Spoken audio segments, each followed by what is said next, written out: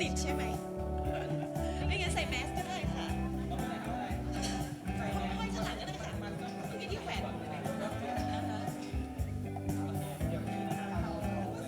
ใช่ค่ะเดี๋ยวเราพูดเรื่องในการประจำวันแล้วก็เดี๋ยวเราจะเปิดก่อนประมาณสักนิดนึงแล้วก็เดี๋ยวเราเชิญคุณรัฐใช่ไหมคะแล้วก็เดี๋ยวคุณปัดก็ค่อยแนะนำเชิญผู้ร่วมเสวนาสปีกเกอร์ท่านอื่น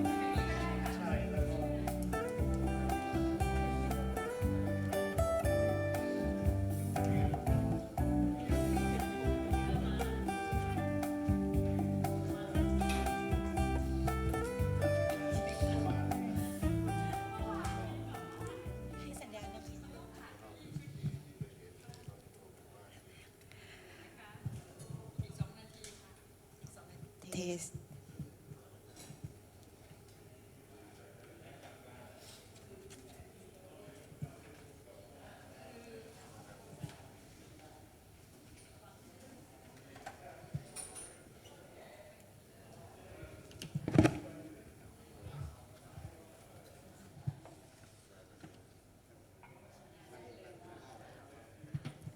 สวัสดีทุกท่านนะคะขอต้อนรับเข้าสู่งานสุดสัปดาห์สิ่งแวดล้อมแม่น้ำโขง 2563 สิ่งแวดล้อมประชาธิปไตยและชีวิตที่โยงใยกันในภูมิภาคนะคะระหว่างวันที่ 25 ถึง 27 กันยายน 2563 นะคะงานเราเริ่มตั้งแต่ 10 โมงจนถึง 17 นาฬิกานะคะหน้าห้องเฟรนออฟBCC ชั้น 6 นะคะหอศิลปวัฒนธรรมกรุงเทพมหานครนะคะสำหรับผู้ที่กำลังเดินทางมาที่หอศิลป์นะคะก็เข้ามากดลิฟต์ขึ้นมาที่ชั้น 5 แล้วก็เดินขึ้นมาที่เดินขึ้นบันไดมาที่ชั้น 6 นะคะแล้วก็สำหรับท่านที่ติดตามผ่าน Facebook นะคะก็สามารถฟังการถ่ายทอดสดภาคภาษาอังกฤษได้ที่2020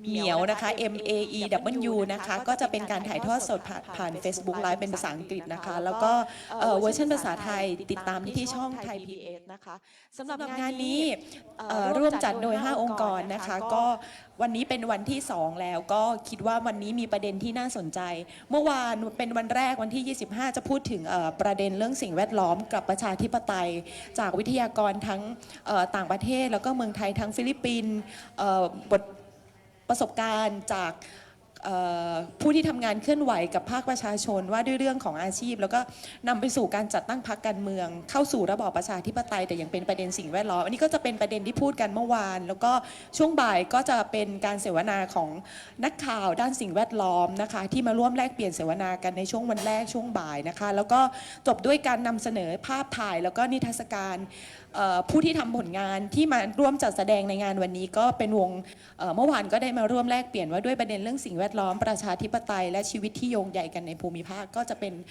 เมื่อวานที่ดำเนินไปแล้วก็วันนี้เป็นวันที่2นะคะเรามีการเสวนาทั้งหมด2ช่วงนะคะช่วงแรกวันนี้เราจะเริ่มตอน 10:30 นาทีนะคะประเด็นการลงทุนข้ามพรมแดนโครงการขนาดใหญ่ในภูมิภาคสถานการณ์ที่รุมเร้าตอนที่1ก็จะมีวิทยากรทั้งหมดทั้งวิทยากรในรูปแบบของการนำเสนอเนื่องจากช่วงนี้เป็นช่วงสถานการณ์โควิดนะคะก็จะมีทั้งสปีกเกอร์ที่ซูมโฟนอินเข้ามาณห้องเสวนาแห่งนี้แล้วก็สปีกเกอร์ที่จะมาร่วมแลกเปลี่ยนในวันนี้ก็ขออนุญาตส่งเวทีให้กับผู้ดำเนินรายการนะคะคุณปลัดรุจิวนานนท์บรรณาธิการสำนักข่าวสิ่งแวดล้อมก็ขออนุญาตส่งเวทีวงเสวนาวงแรกสำหรับงานวันที่2นี้ให้กับคุณปัดค่ะมากเลยครับผมโทษทีนะพอดีมันค่อนข้างจะตะกุกตะกักนิดนึงนะมีเฟสชิลก็อย่างวันนี้นะครับผมเราจะมาฟังกันนะครับในเวทีชื่อ We're going to be talking about the investment cross-border investments and about the environmental problems that are plaguing us. So we have speakers. 2 of them are zoomed from abroad. So because they cannot travel and they need to be scheduled ahead of others. just to facilitate their participation. So Kun Gaya, the first person is Kun Yaya, who is a director of Walhi, which is an environmental organization from Indonesia. It's actually the biggest environmental organization in Indonesia. Kun Yang will be talking about the land and forest struggles in Asia.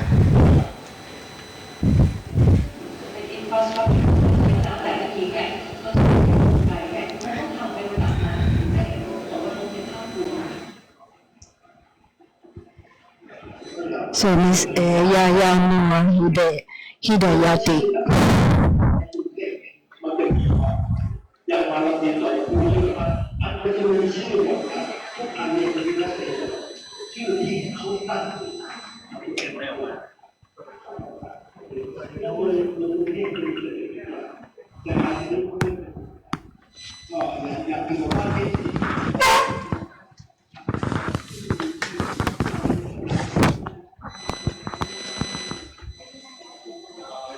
Now we'll have to wait a bit for the video connection.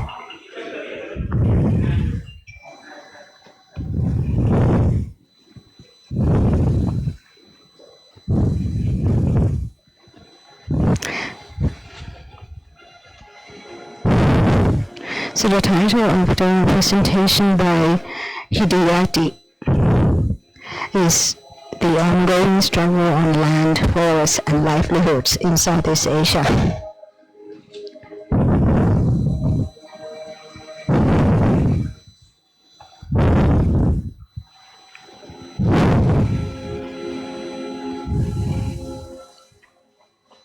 Good morning, everyone. สวัสดีนะคะทุกท่าน My name is Nur Hidayati. I'm the Executive Director of Walhi, the Indonesian Forum for Environment. I also would like to thank the organizer of this meeting, the Mekong ASEAN Environmental Week, and especially to my friend Ian, who has contacted me and invited me to join this important event. So the organizer asked me to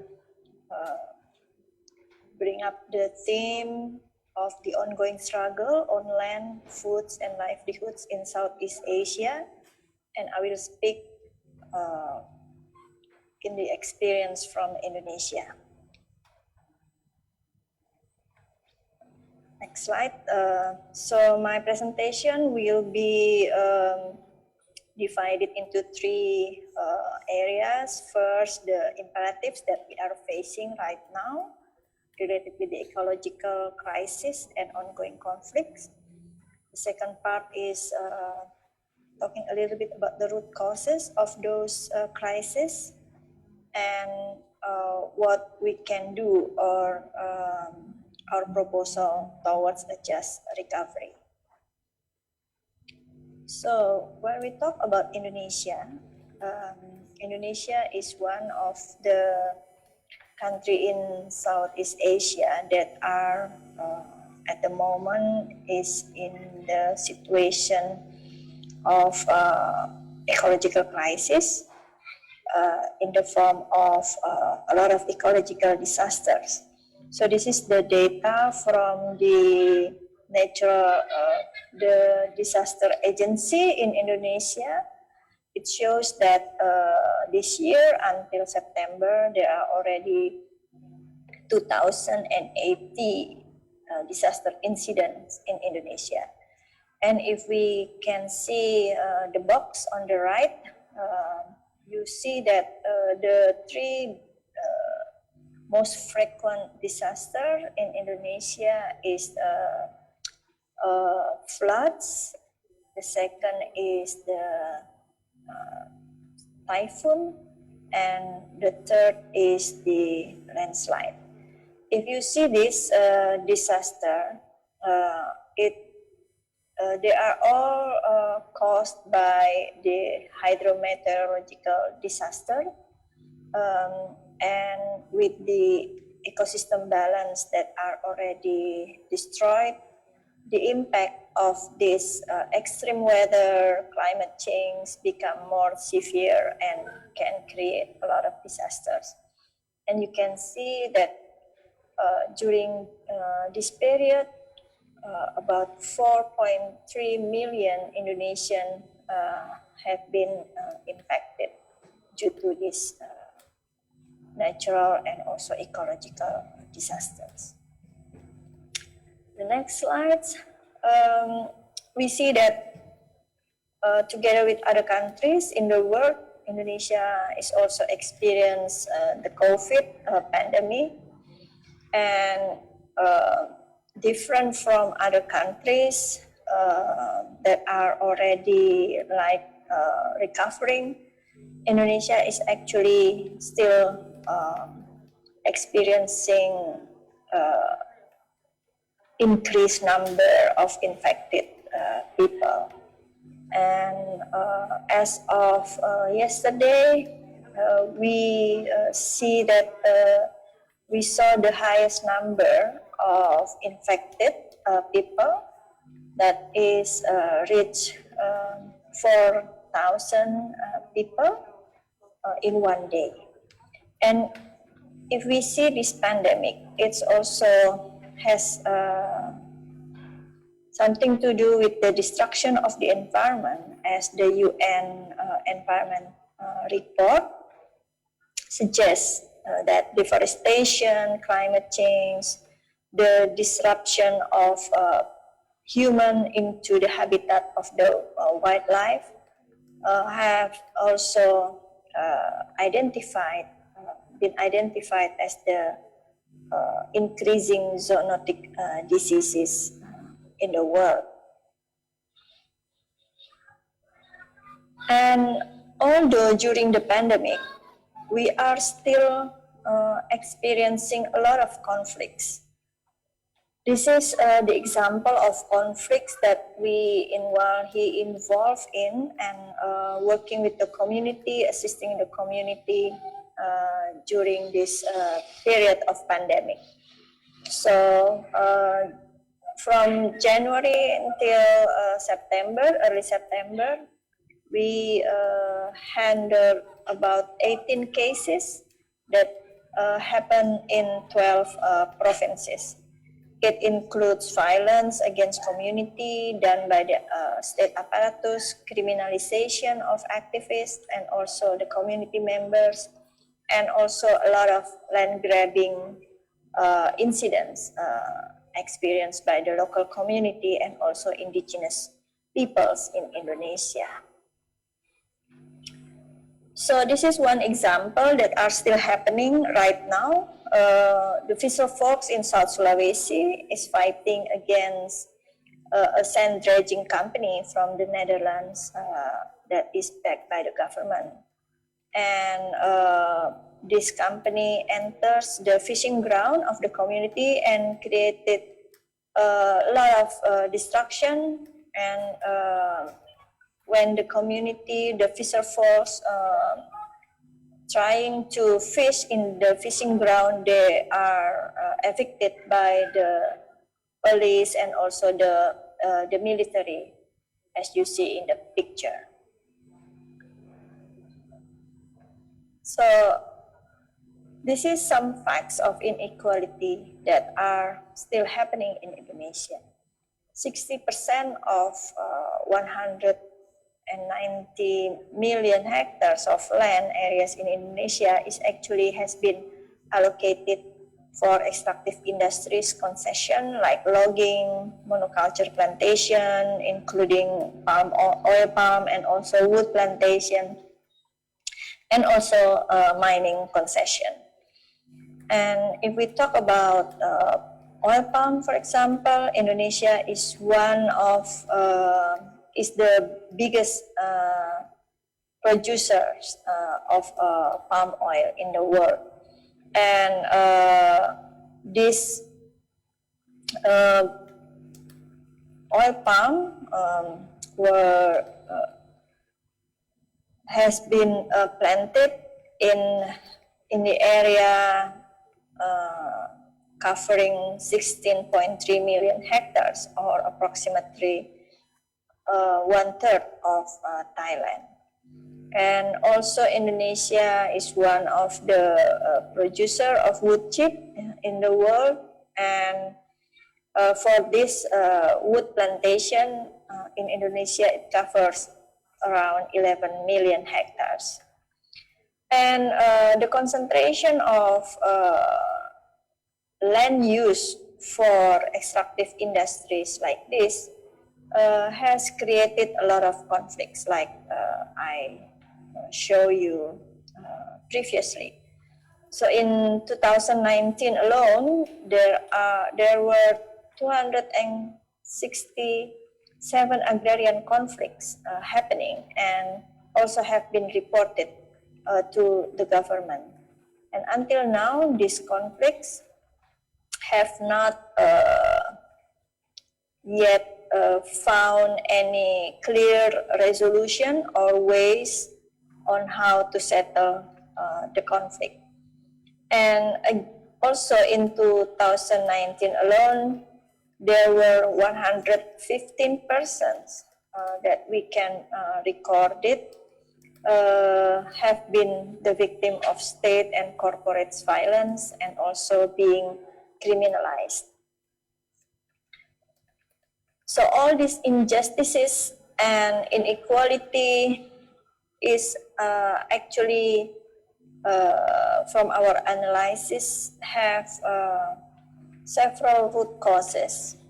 So if we cannot address these root causes, we still face the same conflict, the same crisis, and also ecological disasters. So we see that the addiction towards economic growth, in this context, the GDP growth, has become the mantra and political goal of the government. So every year, for example, our president will go to the General Assembly, People's General Assembly, and will report what is the economic growth of Indonesia for this year. So the higher the economic growth, the better. It means the government said to be successful in developing the countries. And for us in Indonesia, economic growth in essence is actually the liquidation of nature in rapid rate and in a massive scale. And this has brought consequences in the form of depletion of nature's carrying capacity, and also depletion of natural resources, and also the pollution to the environment with hazardous and toxic pollutants that are dangerous not only for our generation but also for the future generation. But on the other hand, we most of us know that economic growth does not equal welfare for many people in the society. For example, in the case of Indonesia, according to Oxfam's report in 2017, the richest 1% in Indonesia have the wealth equals to 49% of all Indonesians. And 4 richest men in Indonesia actually have wealth equals to 100 million poorest Indonesians. So you see that Indonesian government always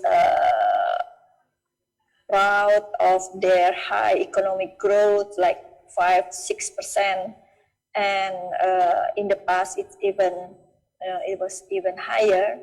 But if we see the gap, the inequality is a very big, very large between the richest and the poorest in Indonesia. And in the context of COVID, we always say that how can we build back better? Me personally, I don't really like the term build back because we don't want to go back to the previous situation that we were before the pandemic. We want something different. And since the current system is the one that has created the crisis and the pandemic, and make us all sick, then we need to see something totally different from the current system. So I think we are all in the crossroads right now for a system change and also ecological recovery. We cannot just go back to the previous situation. We need to find another way. We need to go to the different direction. And for this, there are at least 4 things that could be done and we must pursue in our just recovery. First, we need to look at the current system that are based on the neoliberal economic system. And with all the indicators, we somehow need to find another or the alternative sign of progress. We cannot just look at the number or economic growth and then expect it automatically translates to people welfare and also the better situation of the society.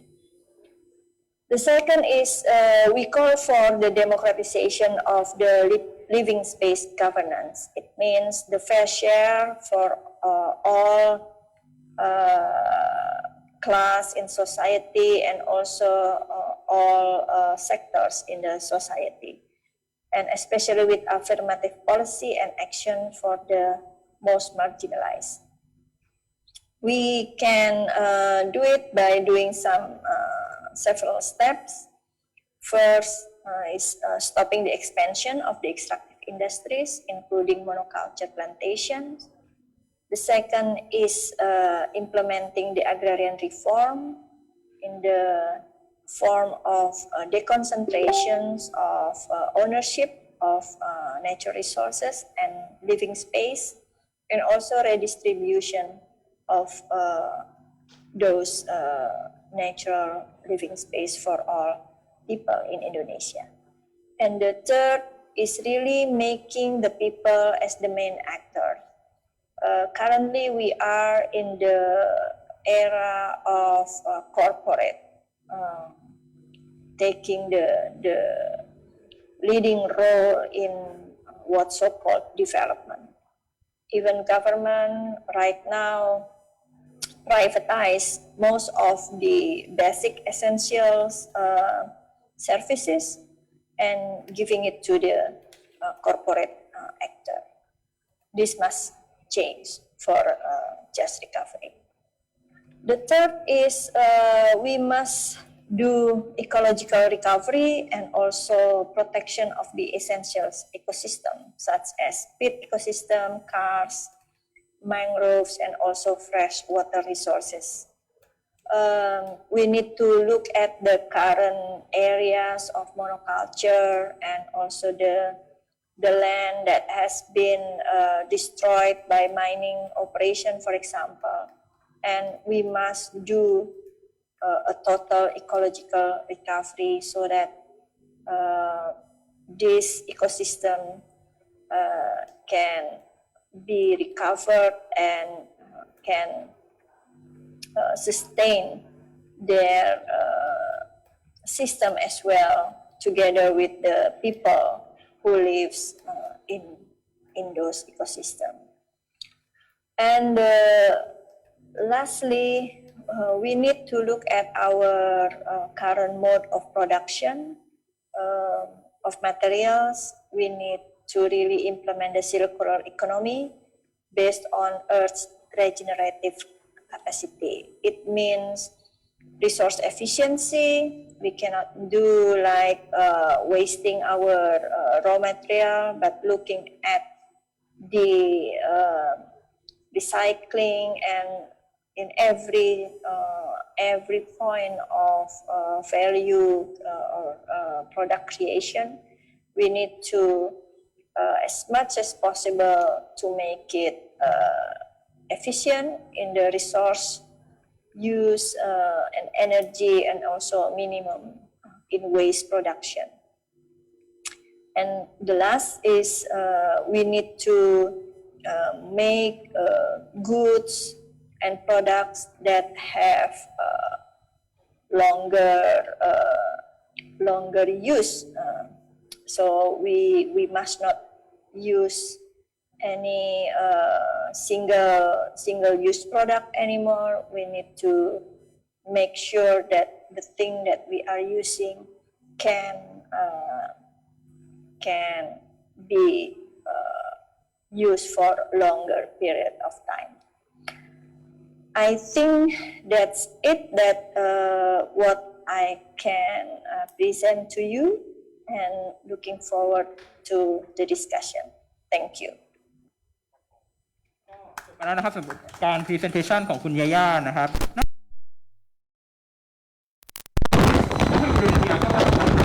So during the time of facing the COVID, Indonesia faced the environmental crisis, and she said about the encroachment of forest area and the mismanagement of forest areas that lead to the problems, environmental problems.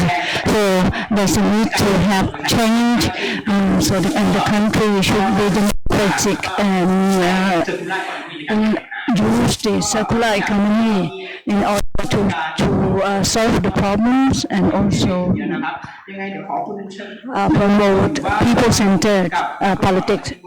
And so we have two more panelists. เดี๋ยวขอเชิญพี่กุ้งนะครับผมพรพนาเผยเจริญครับ Pornpana Kuaycharoen. Oh no, she's in the afternoon session. Gung will be in the afternoon session. บนเวทีด้วยครับผม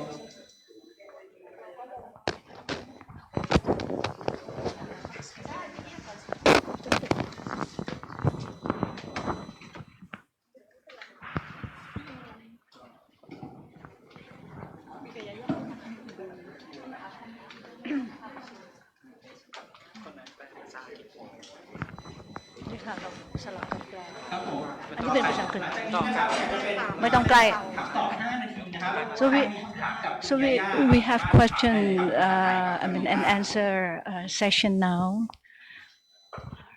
So if you have any questions to ask her, please do so.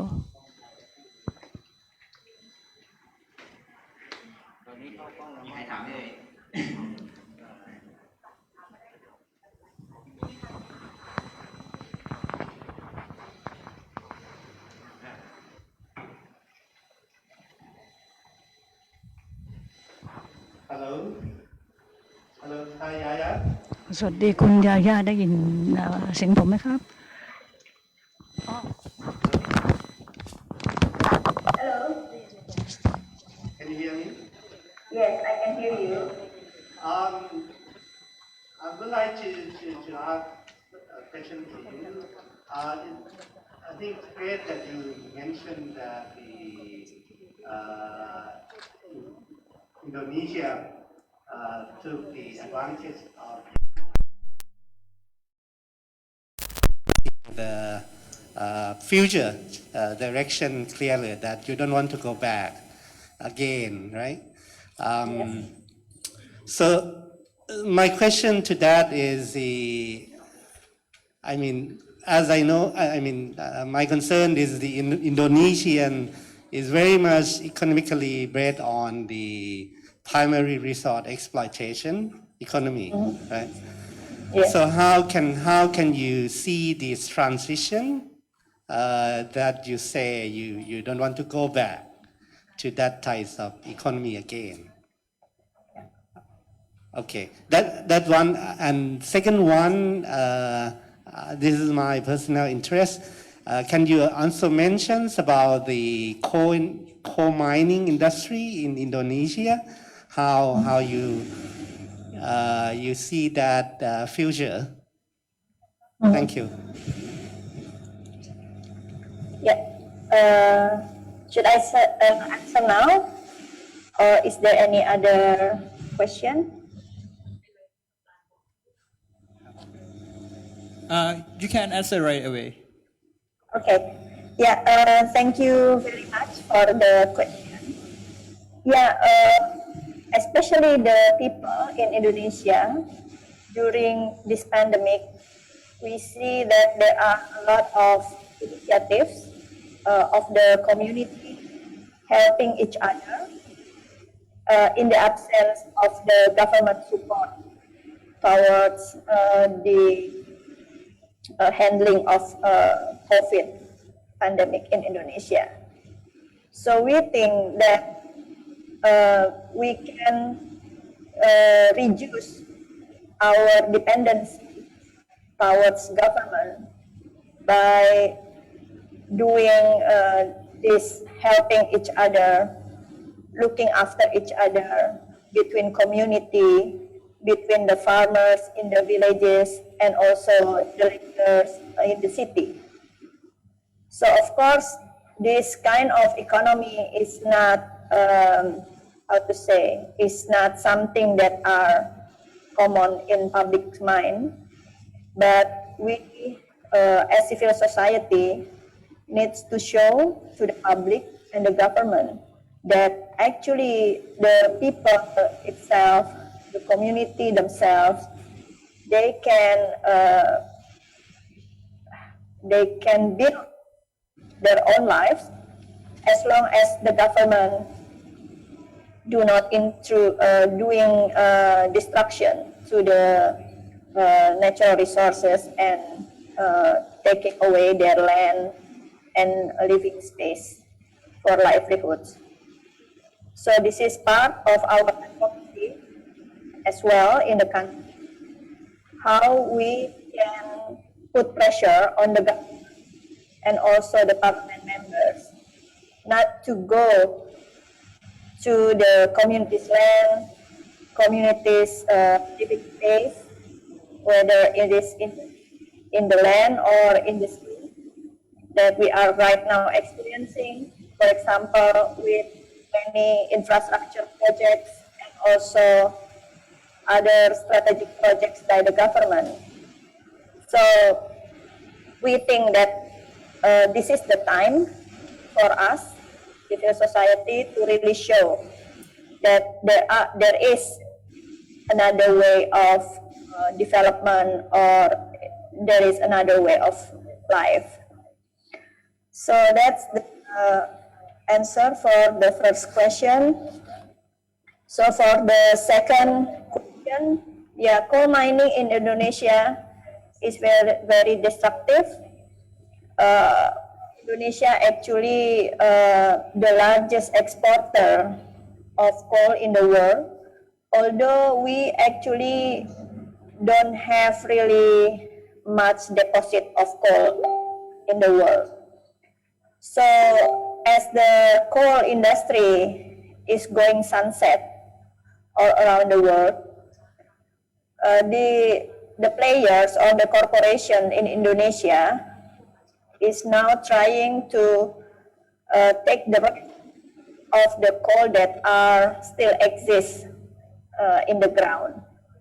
So, for example, last month, the parliament just issued a new law on mining and coal, which is basically opening up more and more coal mining and also mineral resources mining in any part of Indonesia. So under this law, basically you can do mining wherever you like, even in the seabed, even in the base of the river, even in under your house, for example. And even under this law, community or people who oppose to this kind of project can be criminalized. They can be put to jail and they can be fined. So that's the problem with the mining and coal in Indonesia. And although government already commit to reduce emission of the greenhouse gases, but coal is still in our energy mix quite much, yeah. So we can see here that the companies, especially the coal miners,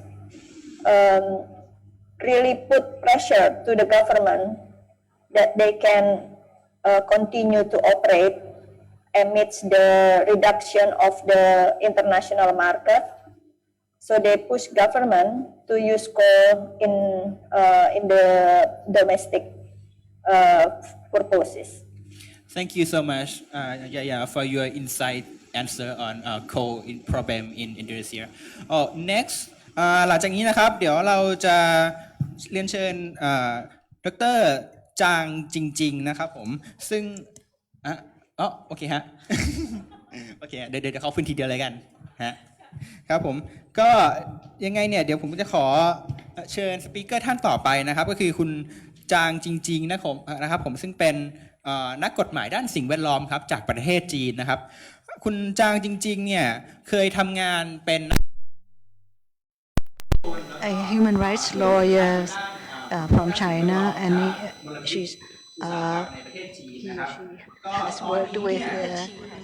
she has worked with a number of activists in China, and she actually works in the U.S.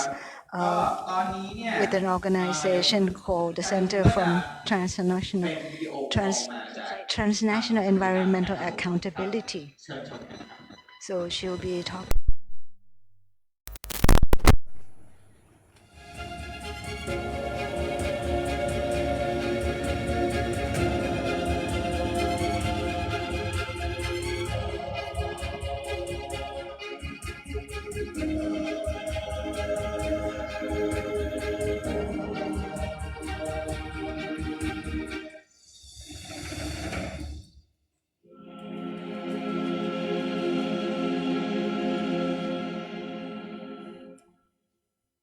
Hello, colleagues and friends in Bangkok.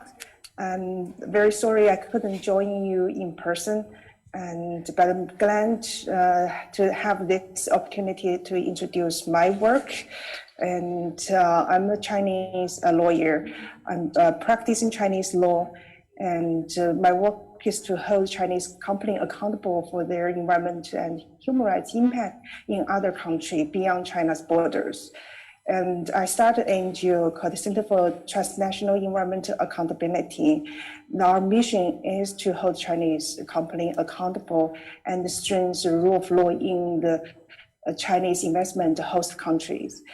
And I, as an environmental lawyer, I started my career at China's first environment law clinic, Center for Legal Assistance to Pollution Victims, based in Beijing.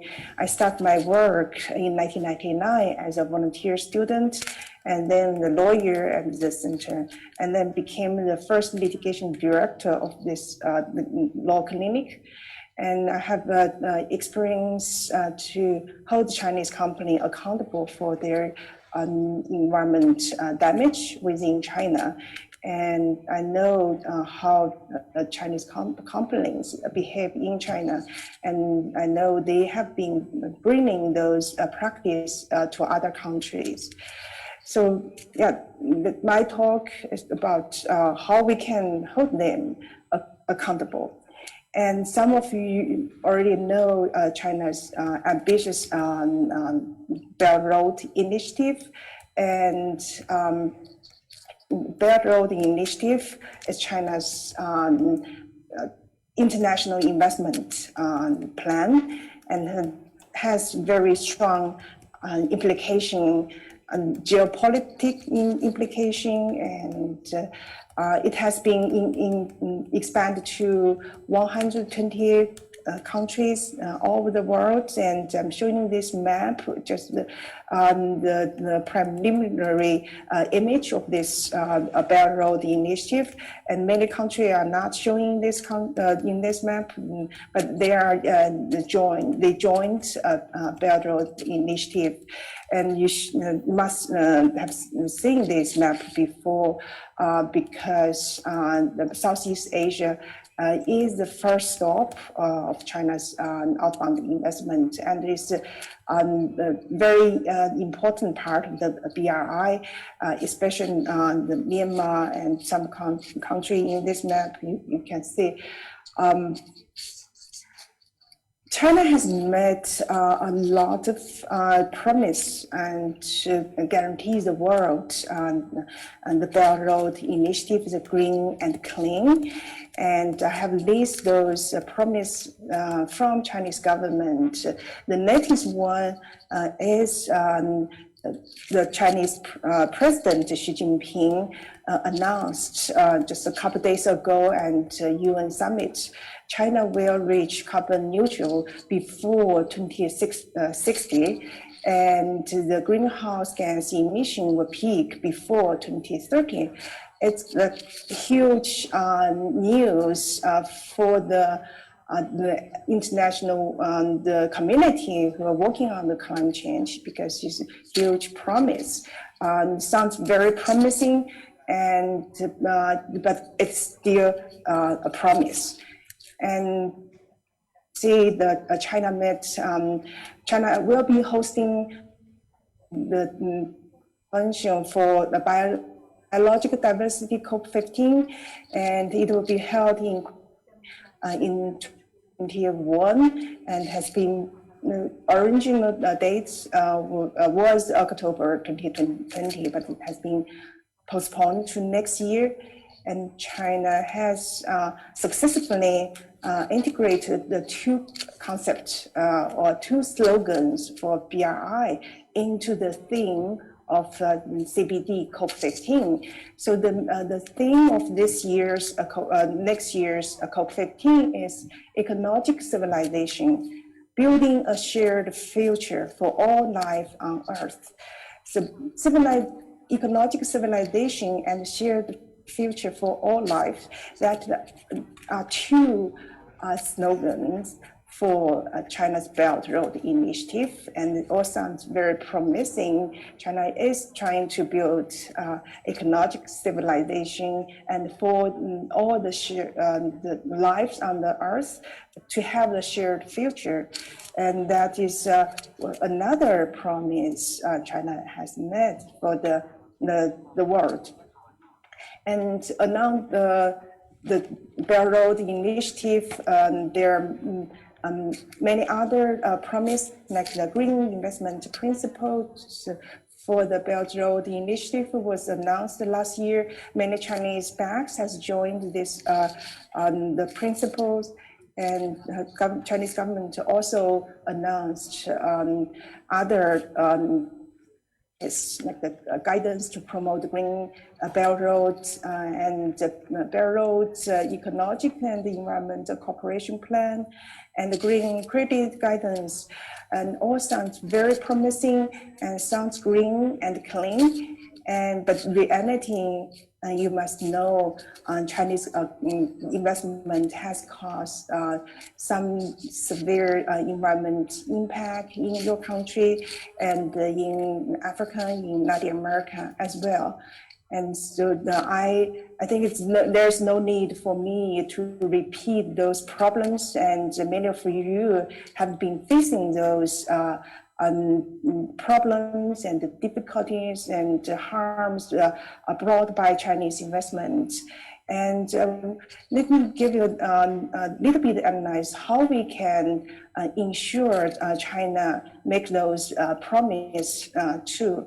And look at the Chinese company, or you have to understand who are you facing in order to deal with those Chinese company. And the BRI is a government-backed policy or plan. And what I meant Chinese government-backed, because Chinese government provides economic incentive for Chinese company to go out to pursue profit and to bring the natural resource back to China to fuel China's domestic economy, and then also use this way to expand China's influence over the world. So Chinese government does give economic incentive for Chinese company, especially state-owned enterprise, and give them concession loans and no interest loans and all other economic incentive for them to their business to countries, other continents. And when talk about state-owned enterprise, there are several levels of the state-owned. The first there is a central government, the Yangtze, the central government. Some names you must already heard, like PC and Power China, Energy China. They're all Chinese central government-owned enterprise. They are giant companies, and they're is under those parent companies. It's really difficult to figure out what they are and their corporate structure are. It is difficult work for you to know those and to have a partner when you are facing those Chinese company. And it's better for you to have a Chinese angel partner to help you figure out Chinese company are country and where their capital and fundings are from.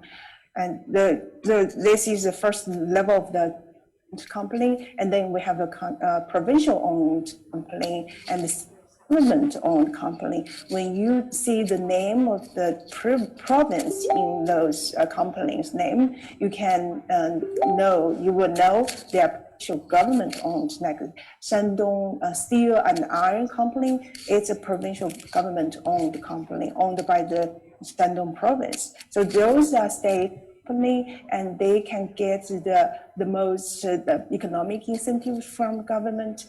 And there are a second group of the Chinese companies, a private enterprise. And what I meant to the private enterprise, they are not owned by the state. They're non-state owned enterprise, but that doesn't mean they're not public. Some of those enterprise, and they are public listed on the stock exchange. And so they're not private, and they are owned by the holders on the stock exchange markets, but they are not owned by the Chinese government, so they're a private enterprise. So at least third one, these companies, China has the Shanghai Stock Exchange and Shenzhen Exchange for company, and some of state-owned, they're not state-owned, but they all have the general public as their holder, and they have a special requirement from the exchange, from the government to disclose their corporate information. That could be one advocacy avenue for you. If you want to understand this company, you can look at their annual report to get their information, corporate information. The reason they are more transparent, they are supposed to be more transparent than other Chinese company. And so that is just a very simple way to let you those Chinese companies are. And then we'd like to give you a very simple analysis of this, who those Chinese governments are, who are behind the process to decide Chinese outbound investment. And they are Minister of Foreign Affairs, National Development Reform Commission, NDRC, and their Minister of Commerce, MOFCOM, and there's the International Cooperation and Development Agencies, and there's the Minister of the Environment, the Ecology and Development. There's the China-backed Commission, Chinese government agencies and the department play a role in it, but some of them have a stronger powers than others. And those three, National Development and Reform, Commerce, International Cooperation and Development Agency, those are three agencies, ministers have the power to approve China foreign and on the investment. Minister of the Ecology and the Environment does not have a mandate to approve on the investment. So that is the weakness within China, because the Minister of Ecology and Environment has a mandate to review China EIA environmental impact assessment and give approval to within China if their EIA qualified to be approved, but there's no requirement for the Minister of Ecology and Environment to the investment project impact assessment, and there's no such legal requirement, and the Minister of the Ecology and Environment does not have a date to do so. And that work, China should should let the Minister of the Ecology and Environment play a role in the approval process on the China's outbound investment. And there are other business associations, they are not government agencies, and they are affiliated with Chinese government agencies, and like China's Chamber of Commerce and China Mining Association, and those are government-owned business associations, and they are playing very important role in their industry, and they're making guidance for companies to comply with, follow. And those are quasi-government entities, and those entities sometimes they play quite active role and to ensure companies to with national or national standards. So those very short analysis on these governance system on the outbound investment. So how we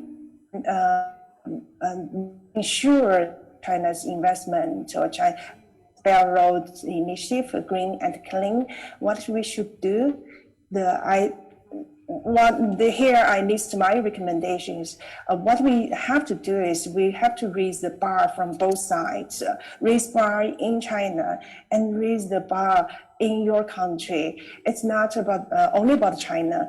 It is the capital is from China and the companies are from China, but your country, the host, the investment recipient country, also needs in strengths your rule of law and judiciary, and to be more resistant to international investor or international investor who may harm your environment, your community's livelihood, and strengths in environmental governance and set up the high environmental standards. It's very important action in your country.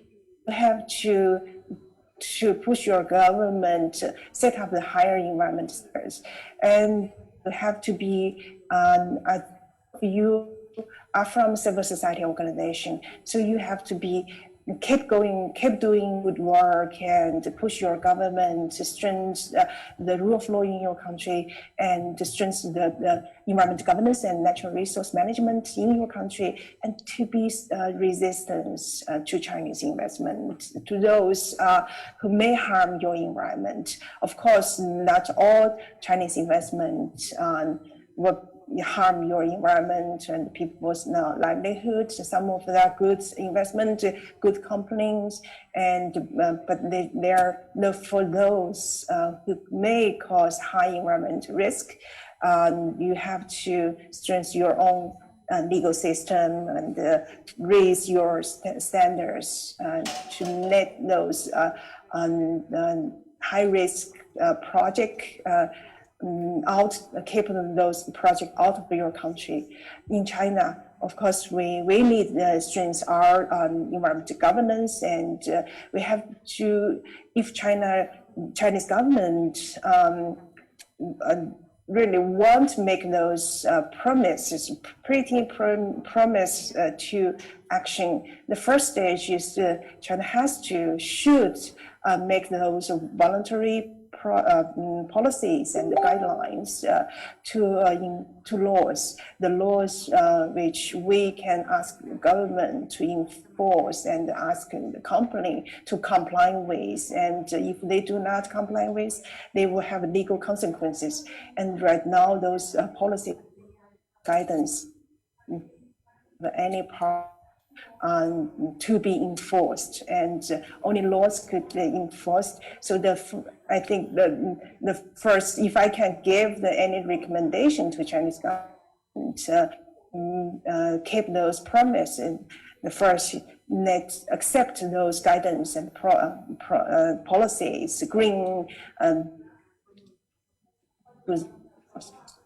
we also need to require the environment impact assessment before the Chinese Ministers of Commerce and they are approved on the outbound investment project, and let Ministers of the Ecology and Environment play a role as a process. It's a very practical recommendation to Chinese government, but it's also very difficult to convince government to accept it. And we also need, ideally, we want Chinese court to accept the environment cases from railroad countries caused by Chinese investment. That would be ideal, but it's also a very high bar for Chinese court, and it's just a goal. We hope Chinese court will open to those cases, but we all know transnational environmental cases, it's very difficult to file and to be trial, but that is one advocacy tool or avenue we can pursue. And we also need Chinese NGOs, Chinese environment groups to go out and build partnership with you guys. And for all those Chinese policies and guidance or laws, without Chinese partner, it's really difficult for you guys to use. And you need a partner within China help you to identify information and request information from the government, identify the Chinese company, who they are, and finding the laws and the policy which can be used in your cases. So you need to find a partner within China, but most Chinese civil society organizations do not have capacity to go out and to have substantial partnership with NGOs in Belt Road countries. And that is what civil society, this is what I have been doing, is bring my fellow Chinese activists, environment lawyers, civil society organization, join me together to expand, broaden their horizon, and work on the Chinese outbound investment cost environment issues. And that is my mission and this is the right reason I'm here.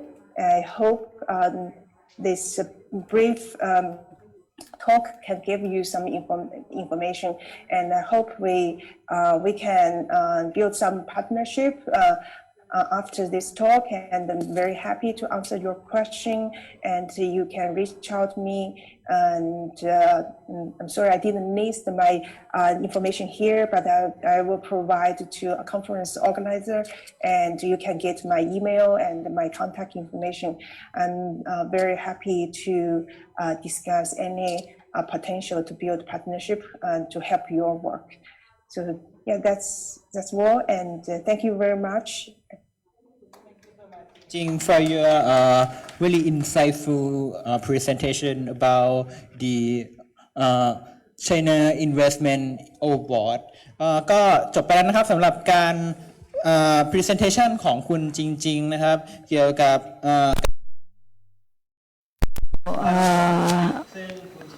So Jingjing had already said that the investment in other countries, they should have the environmental standard so that the Chinese company can follow, and at the same time China should have the rules to control the Chinese investors abroad as well. So if you have any questions.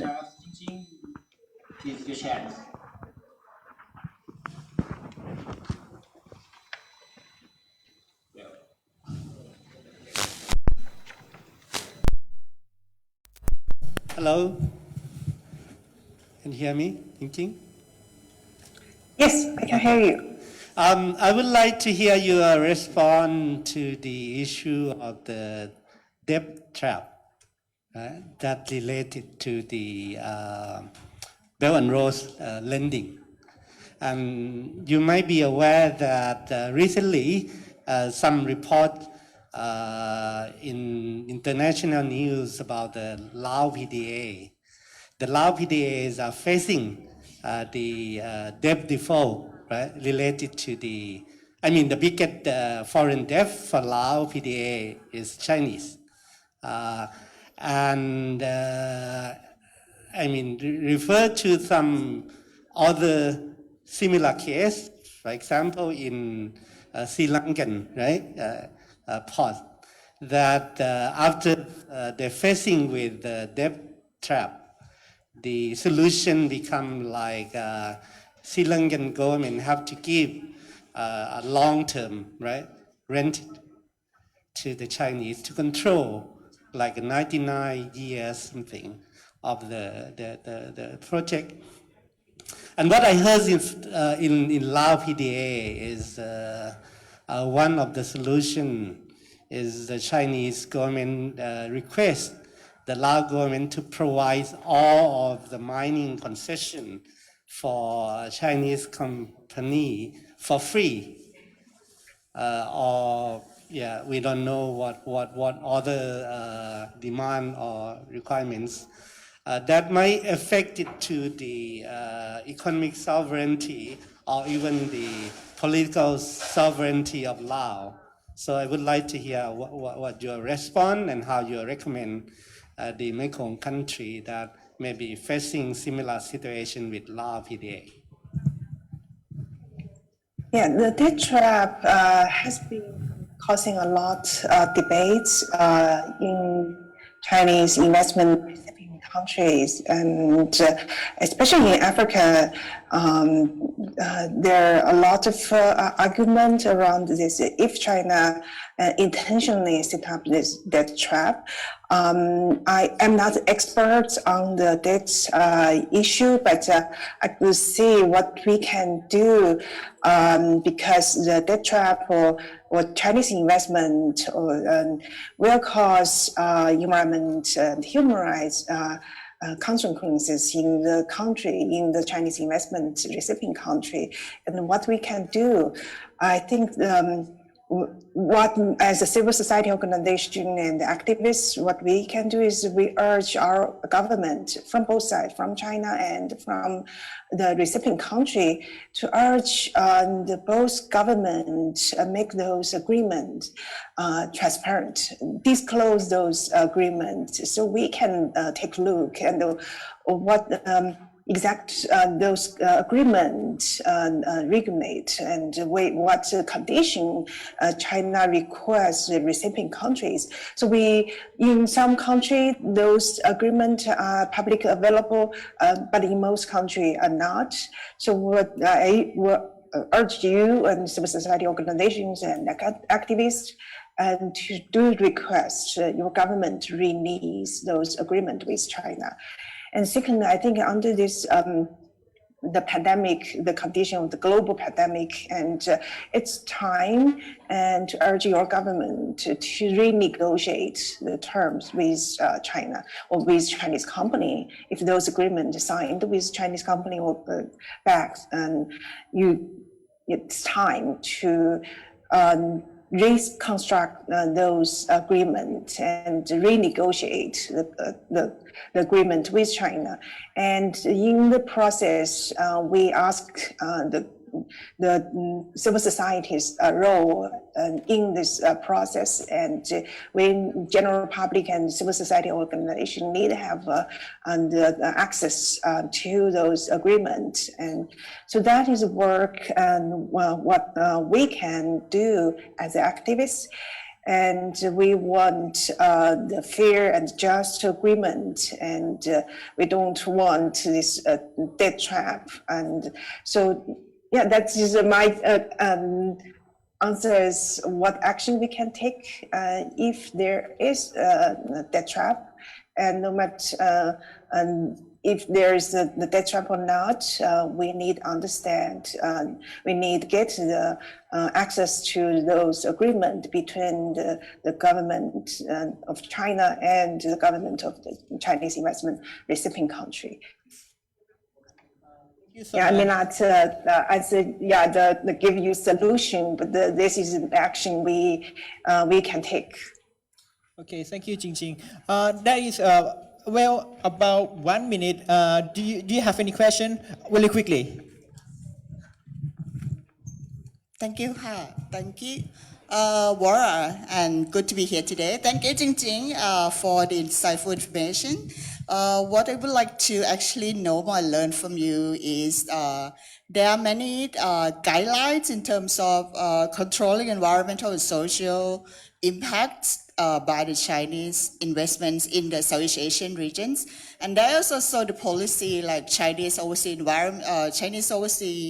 investment guidelines. But in this region, how practical it is, you see from your point of view in the sense that this guideline could be strengthened or could be reinforced to actually further implemented by the Chinese investor in Southeast Asian regions context. Thank you. Yeah, as I said in my talk, those guidance are voluntary. That means the Chinese company, they can choose comply with or follow those guidelines or not, and there's no legal consequences. And I don't think there's an economic incentive for them to follow those guidance, and we have to make those guidance to law. I think that is the direction I'm pursuing. I think before we make those guidance to law, which can enforce, those guidance are just very weak. But as the advocacy tools and those guidance or guidelines could be used for civil society organizations and to either start a conversation with Chinese companies and start a conversation with embassies in your country, and you can use those as evidence to show this is what you have to follow, and you can urge the company to follow. Some of those Chinese companies didn't know those guidance or guidelines. So as an advocacy tool, it's still useful but not strong. And what we need to do is make their strength those the principles set up in this those guidance or guidelines, and then urge Chinese government accept those principles to the laws. And that is I have been doing for years. That's my goal, and I hope you we do both from China and from your country, and we push on the companies to accept to complying with those guidance, and urge the government, Chinese government, to take action and make guidance to laws. Thank you so much, Kun Jingjing. I hope that a lot of people here are working on the Chinese investments, and we hope that we can get in touch with you. Okay, thank you so much. Yeah, sure. Yeah, sure. You contact me. Feel free to contact me. I will be very happy to help you and provide my legal opinion to support your work. Okay, thank you. Thank you. Goodbye. ครับหลังจากคุณจริงๆนะครับเดี๋ยวเราจะมา So now we're going to listen to another speaker. She's called Sor.Rattamanee Polkla. She's going to be talking about the missing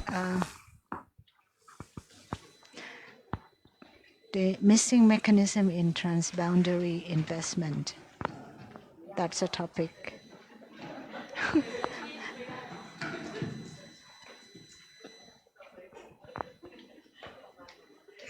ก็ต้องขอบคุณนะคะ Thank you จัดเวทีวันนี้ for organizing this event. I'm here as the representative of ETO Watch, which is the transboundary investment, Thai transboundary investment watch. So we actually don't just look at, maybe we should remove the word Thai, because we're also looking at other investments from other countries that are cross-border. I have been working on this with other organizations for a while. We started with Girl Guide International, actually. We were working on cases together.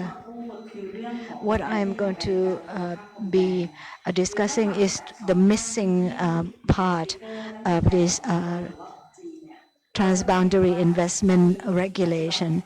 So you can see from listening to our friends in Indonesia and China as well, that there are investments these days are not domestic investments anymore. The US or Europe, it's the same. So we have our corporations also invest in other countries, and in particular, Thailand Thai capital has gone everywhere in Southeast Asia, including Indonesia. And of course, Thai company has invested in coal mining in Indonesia as well. So what we have been following is the case of a mining company, a Thai mining company, registered as a Myanmar company and working in Myanmar, causing environmental impact. There's a case of a dam built the dam on Salween River that involves Thai as well as Chinese investments. For Mekong River, the Thai companies has been invested in Sayabuli Dam and Malaysian investment is for Don Sahong Dam. And actually, there's also Chinese investment aiming for Pak Bang Dam, but it's being delayed right now.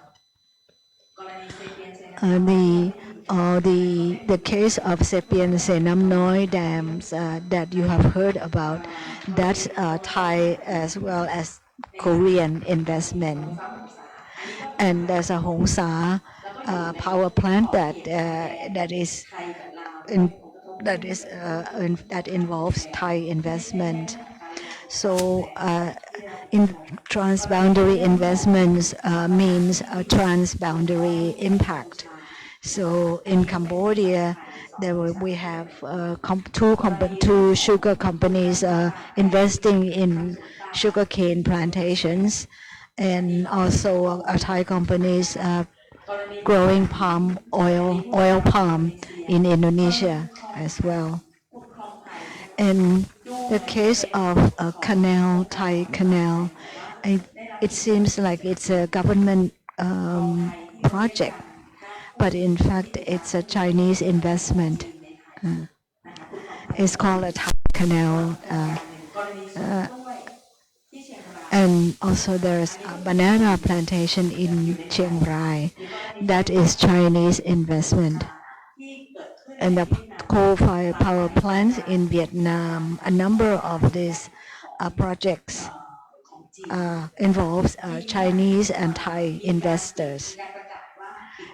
Actually, China announced that they have closed down coal-fired power plants in the country, but in fact, a number of the projects has been transported to Vietnam.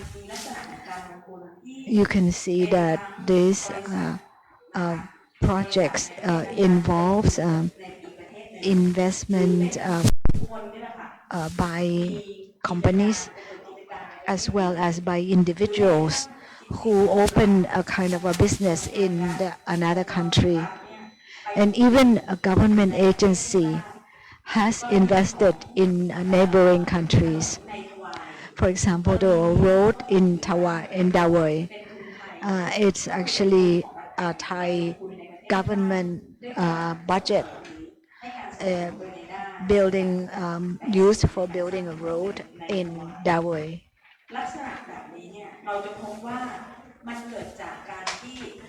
These projects comes from the fact that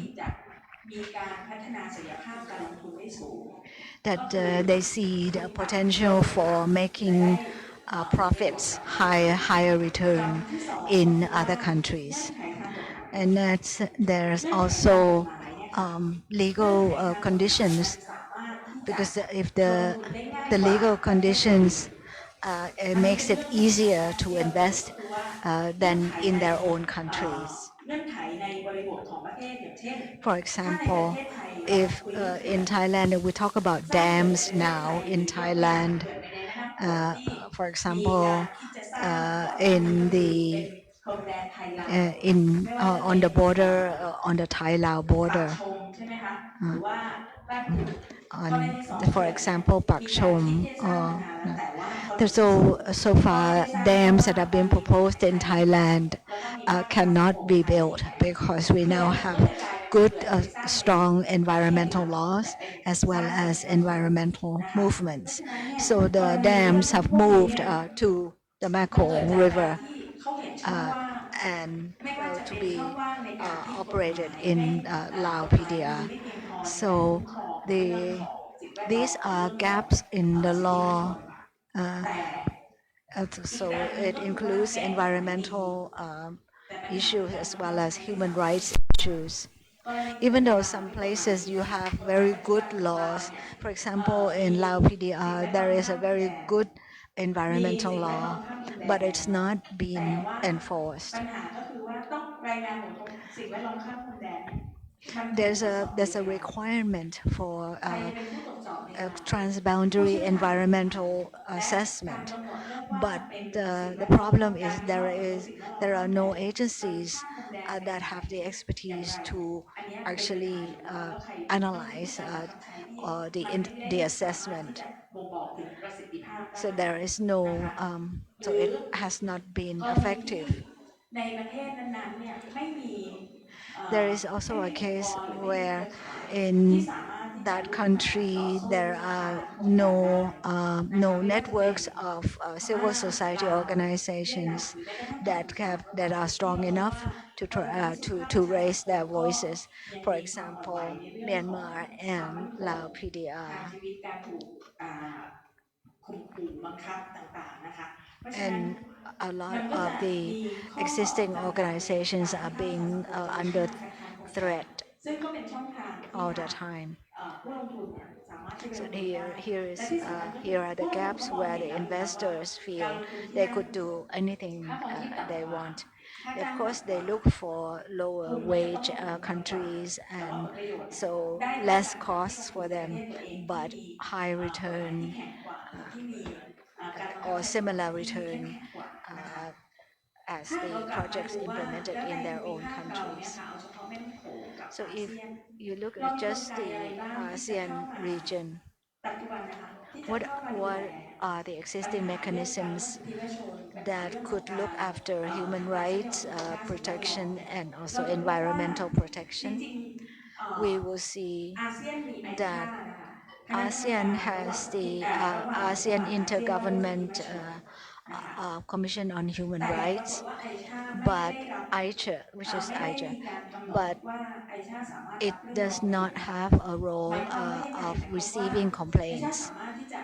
That means AICHA is only promoting or supporting human rights protection by organizing training or research in promotion of human rights, but they cannot get involved in receiving complaints and investigating facts according to the complaints. We have the MRC, the Mekong River Commission. But what has MRC done with all the problems on the Mekong River? MRC was established as an agreement among 4 countries to manage the water in the river, but there is no complaints receiving mechanism either. It's an intergovernmental kind of forum where they share about the different projects to be carried out on the Mekong River. But they also have a mechanism that of consultation and joining or coming into agreement among the different countries.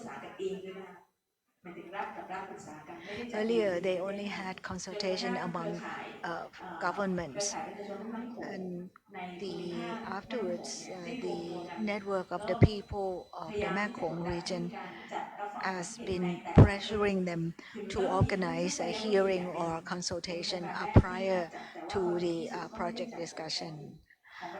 But there have been 4 consultations in Thailand, but not in other countries. We will see that in some countries there are human rights commission, but not every one of them. The most important problem is that the Human Rights Commission, probably all of them, do not see themselves as conducting investigation on transboundary violations. The Thai Human Rights Commission has declared that if it's Thai investors investing in other countries, then we can get involved because we have to look after the Thai we have to ensure that the Thai investors do not violate anybody's human rights.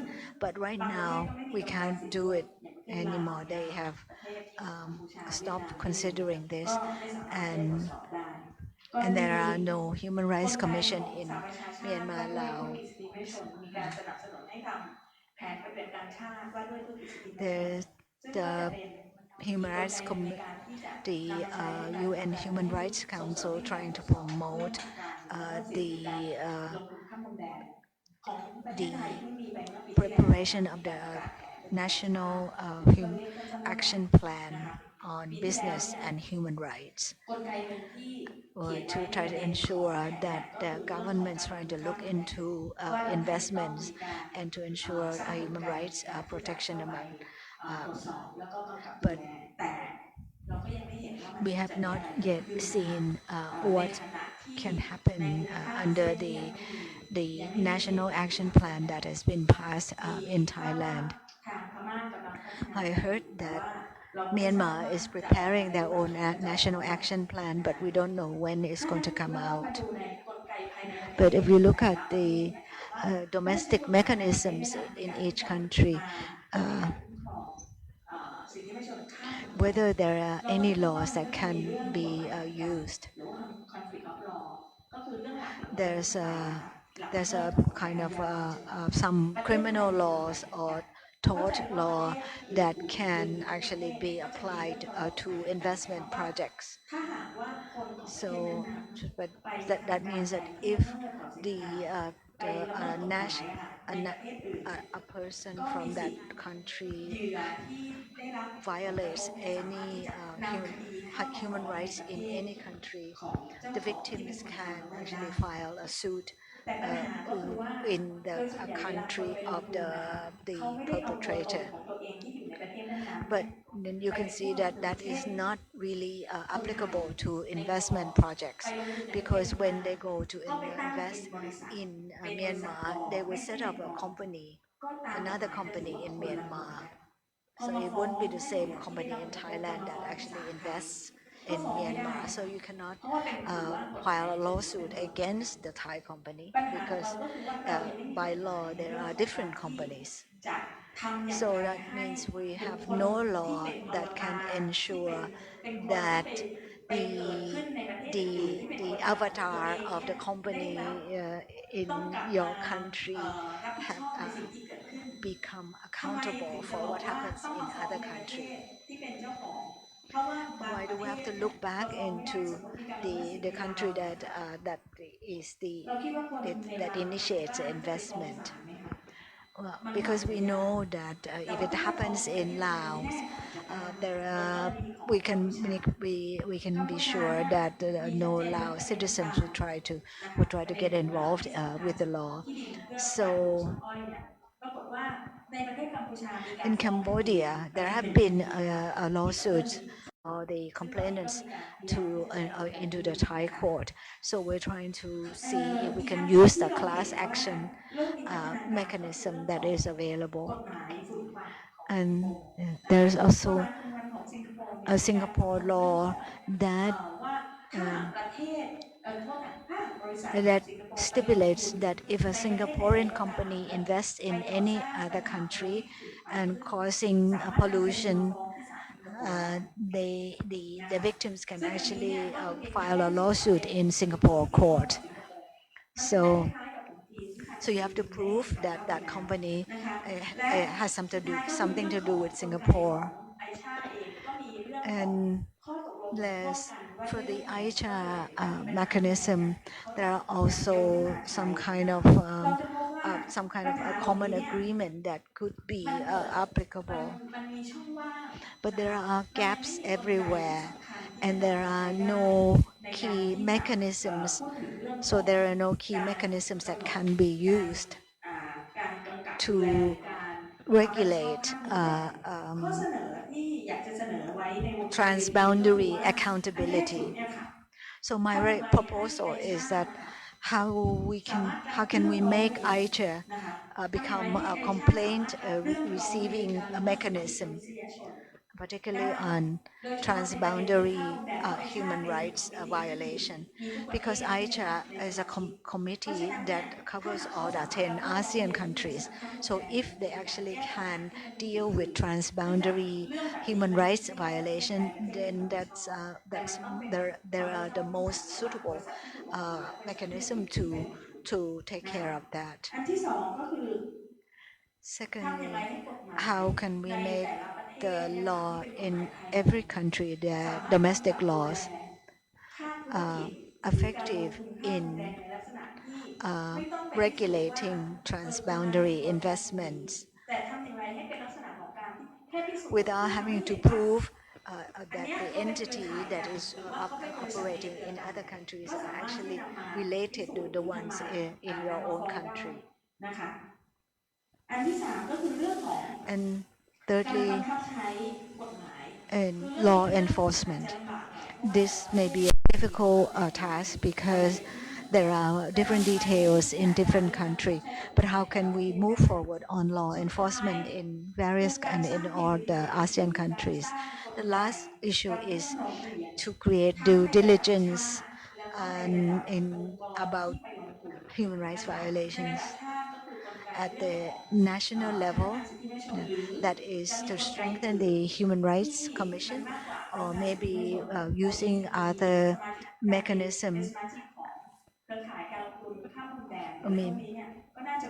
So we have to look for ways to actually expand this.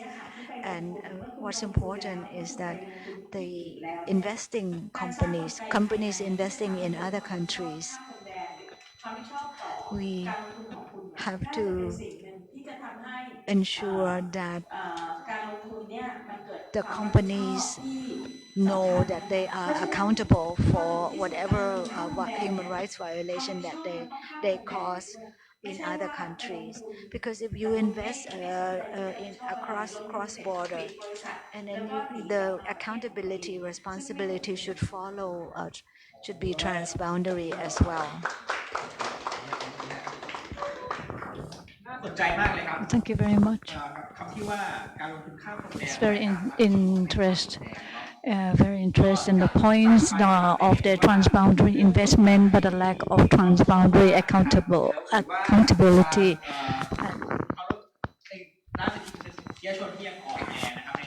And she touched on the weak mechanism of that monitored in the investment, and so there should be a channel or the mechanism to receive the complaint on the impact of the investment. Is there any question?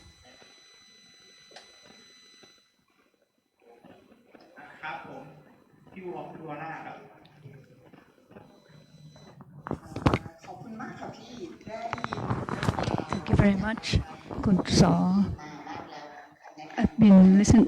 I have been hearing the recommendations for a long time, and thanks for your recommendation for this time.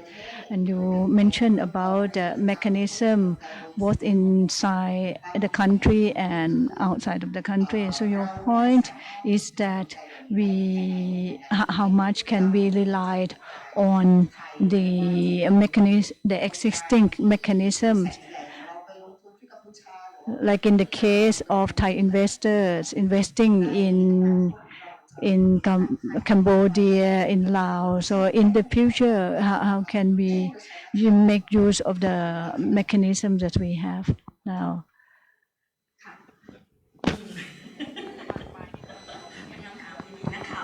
This and the media can be one of the mechanisms to accept complaint and leading to the investigation.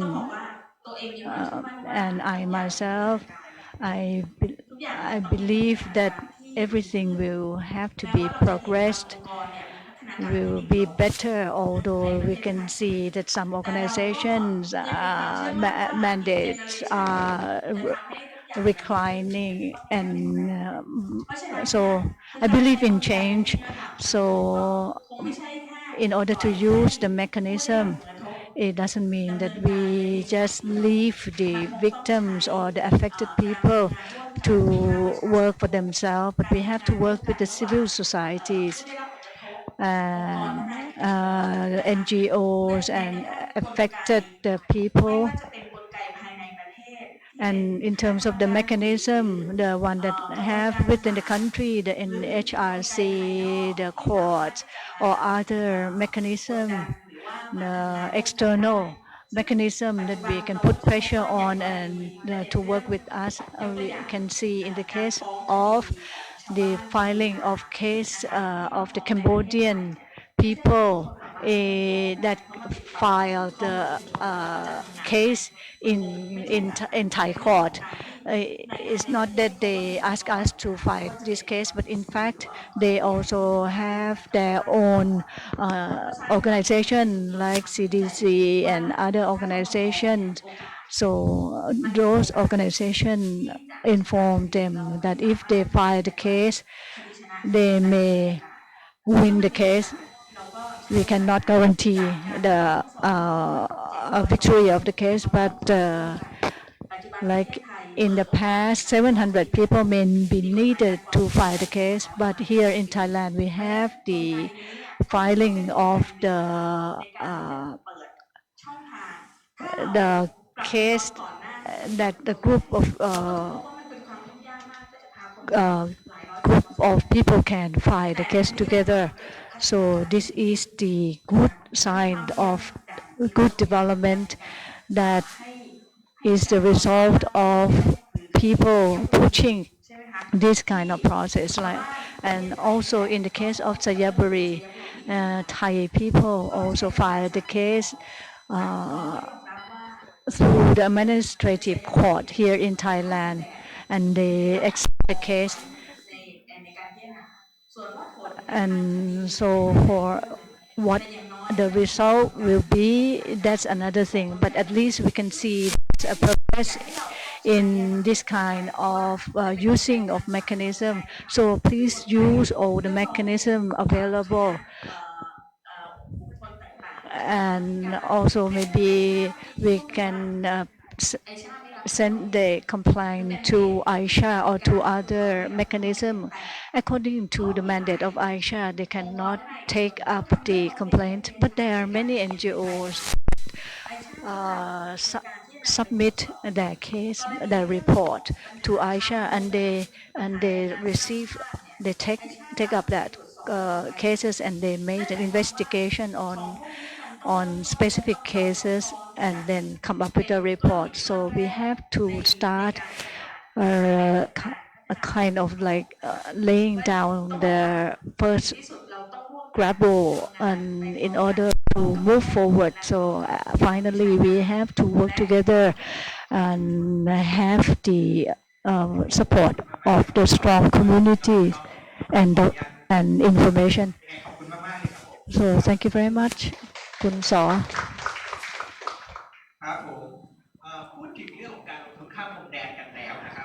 We already touched on the transboundary investment. Another thing which is very important as well, that is the trans-border investment. I would like to ask Kun Pornpana, who is the head of Land Watch Thai, to talk about this issue.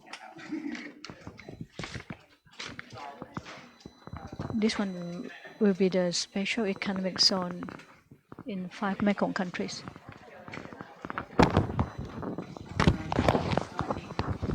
Good morning. Okay, I start. I am sleepy still.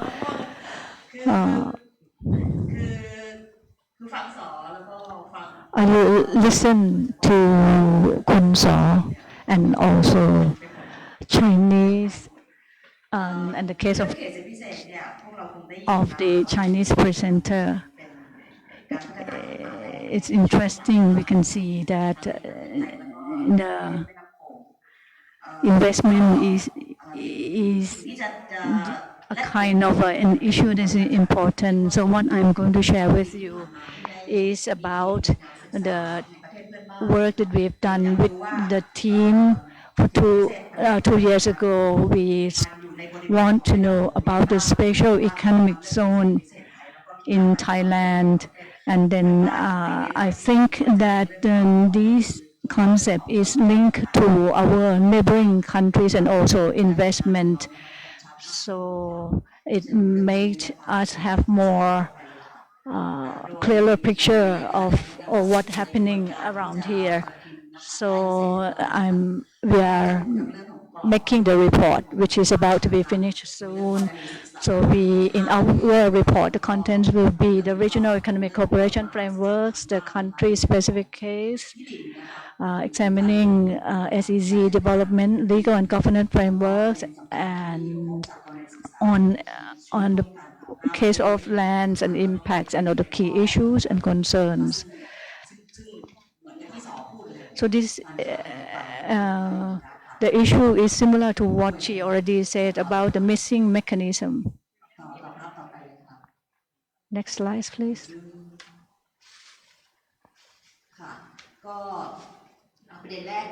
The first point, which is important, which gives rise to the SEZ, is the cooperation within the region. We are probably familiar with the GMS,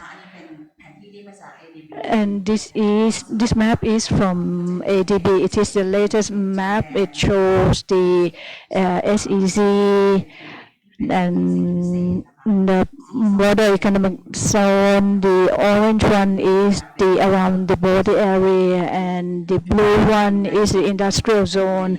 You can see that many dots are in Cambodia, in Vietnam, and down the map is southern Vietnam, and for Thailand, the concentration is in the eastern region of Thailand. So for the SEZ, it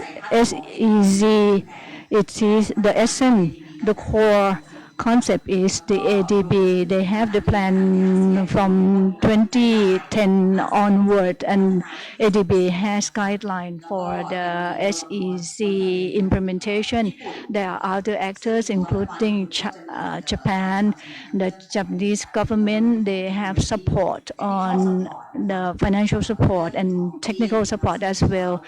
And also China has Belt and Road project mentioned already by Jingjing, and Thailand we have NIDA, and also the investment capital is from many countries: China, Japan, Thailand, Malaysia, Singapore, and Vietnam. So when we look at these slides, before we have five countries that implement SEZ. Thailand has the SEZ before 30 years ago, and in the past we have the Eastern Seaboard. When we have the EEC, it is a kind of like the continuation of the Eastern Seaboard. For those who were born during the NCPO, you can see that this EEC becomes more concretized during the NCPO era. So for Myanmar, they don't have the similar development before, but during the past 2 decades, the SEC becomes the kind of the hope for 3 more countries to follow Thailand and Vietnam. It's like a kind of jump. It's a kind of leapfrogging of this country, or hope of these other countries. The important question is, what is it? for the SEC, how is it different from the other kind of zones? It's very difficult to answer the questions about the differences. So we have to look at laws about the spatial economic zone and Land Act. It's still not so clear. But if we look at the word spatial economic zone, and that is called by the government, and it can be right from the beginning. And now we have about like there are about 74 special economic zones at the various stage of development in the Mekong region. If we count or integrate other kinds, other forms of zone, there will be around 500 of them, so covering about over 1 million hectare of land.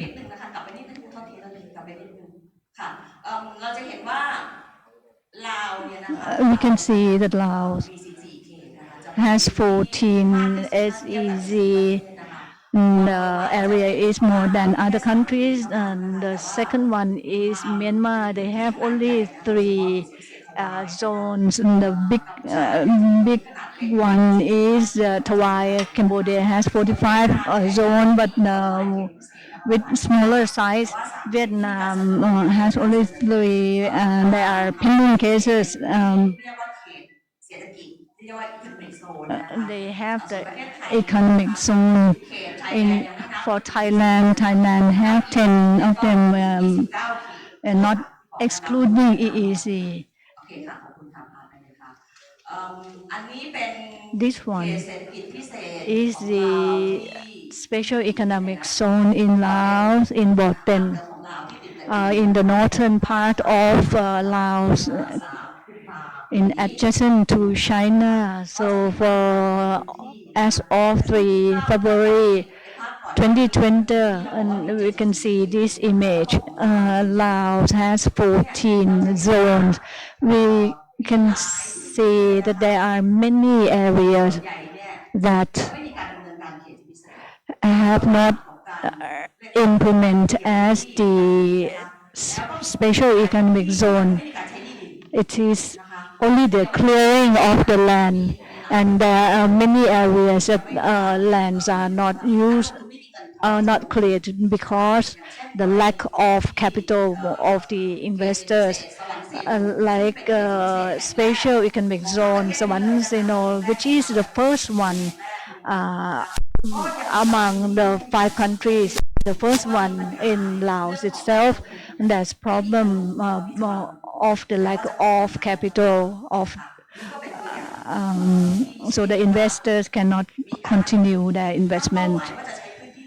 There's a goal to invest in this area, but it's not as expected.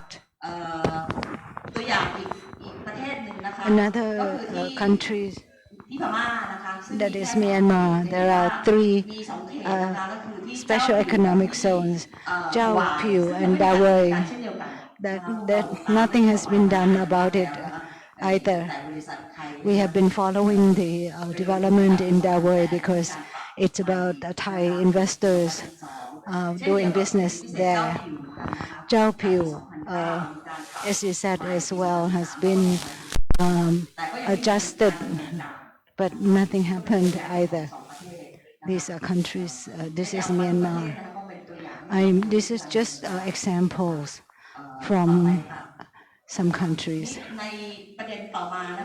And the next issue is about the framework that is related to land governance.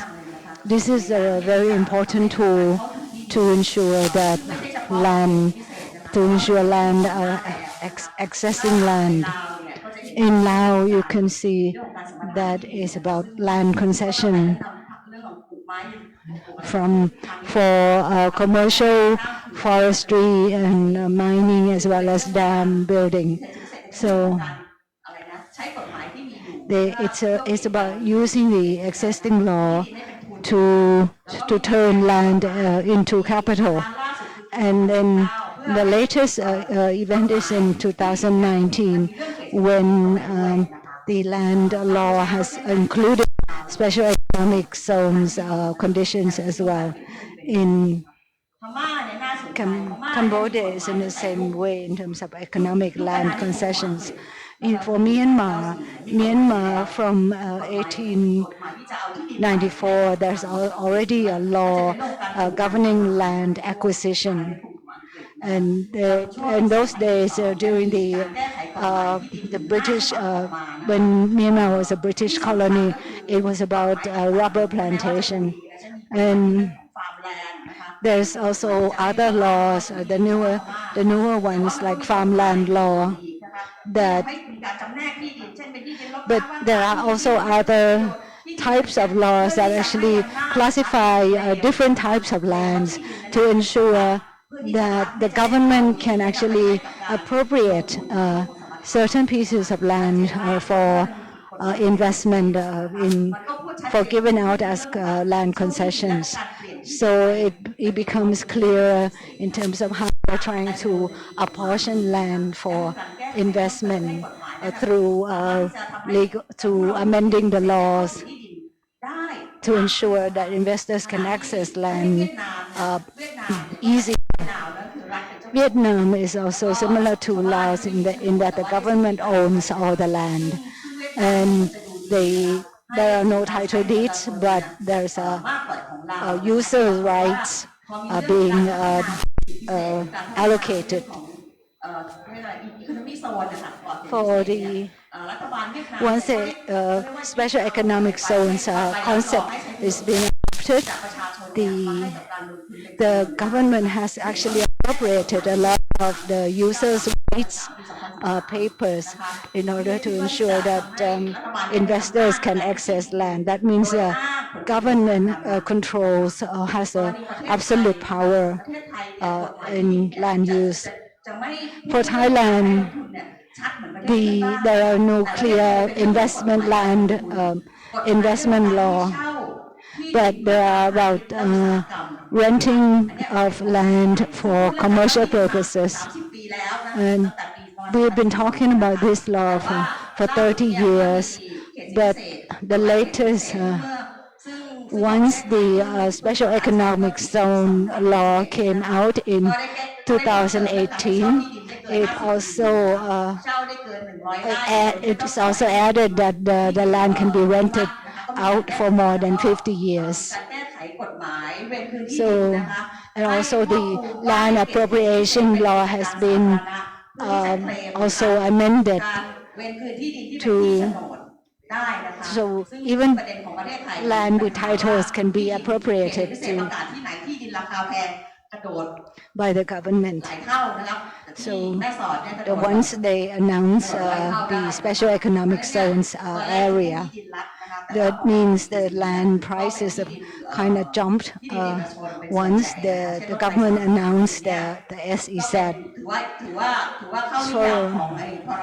For the example, the project of the rail link between 3 airports, that also ensure that the land appropriation can be done easily if you can claim that it's for public use or public good. That means building rail links.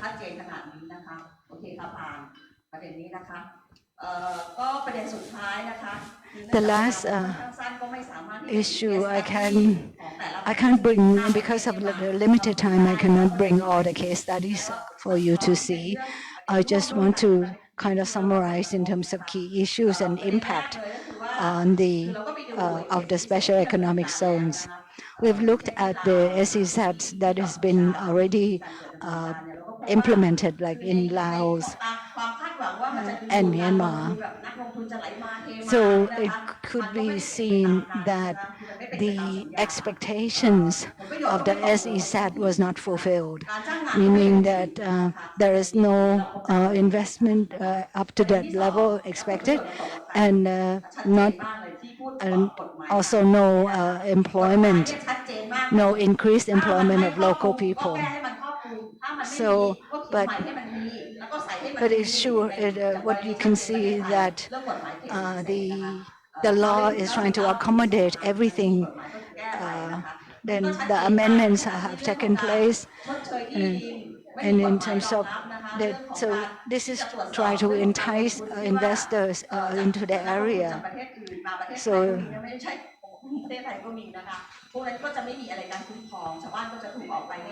the villagers are still vulnerable to being evicted from their land. Because if the villagers are supposed to move out, and then if they don't, then they can get sued and brought to be prosecuted in court. So what is noticeable is that there is no law for protecting human rights involved in this SEZ measures. And then the issue of forced eviction, which is already explained by Kun Sor. There are no internal domestic mechanisms or regional mechanism to help the people being forced out of their land.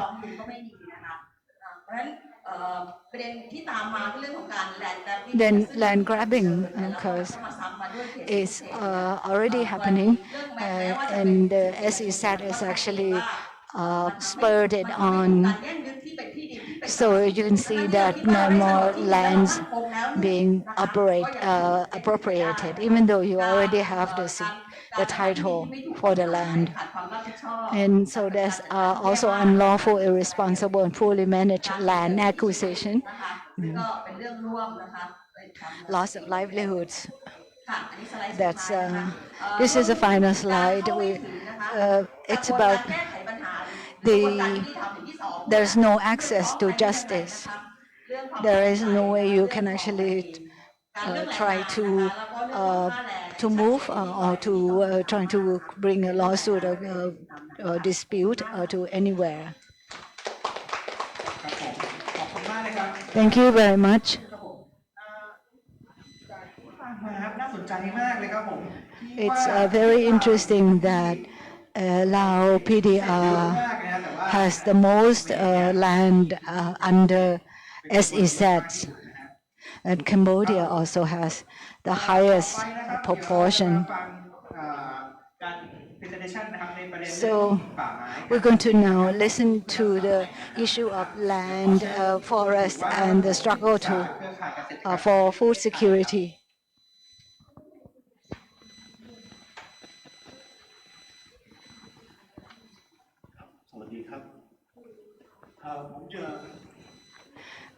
Good morning. I'm going to talk about food and agriculture.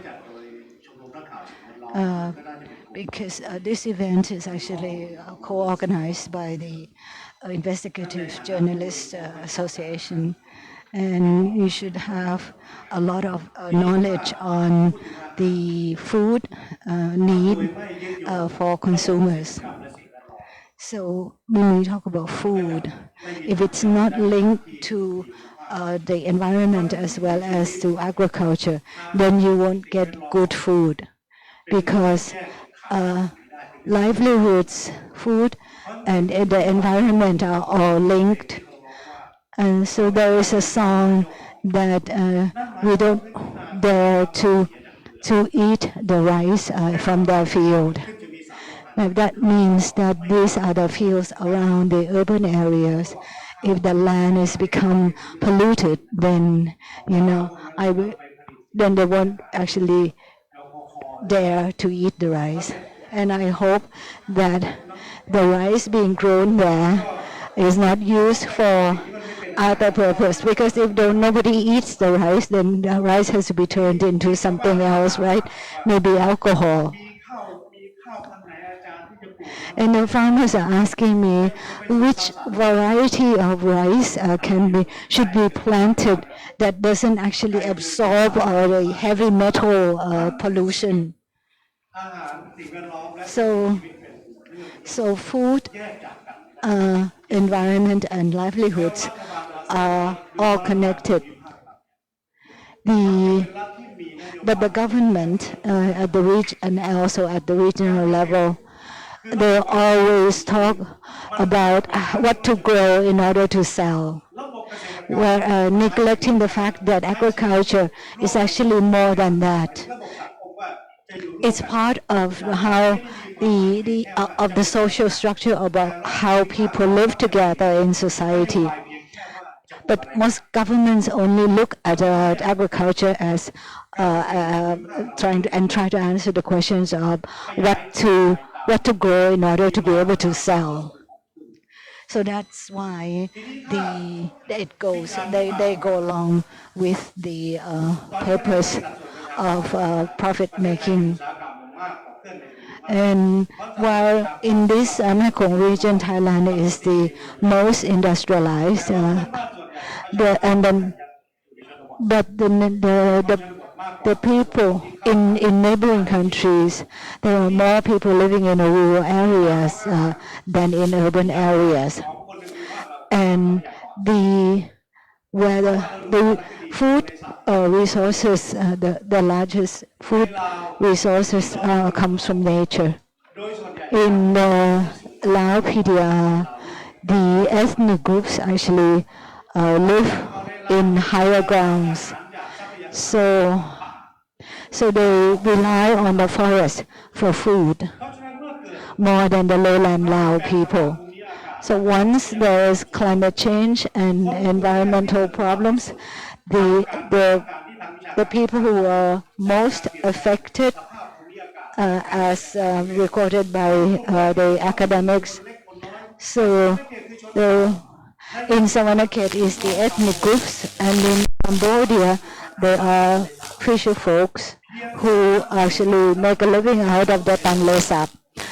Once the Tanle Sap dries up, definitely these people are vulnerable, and they are the most vulnerable people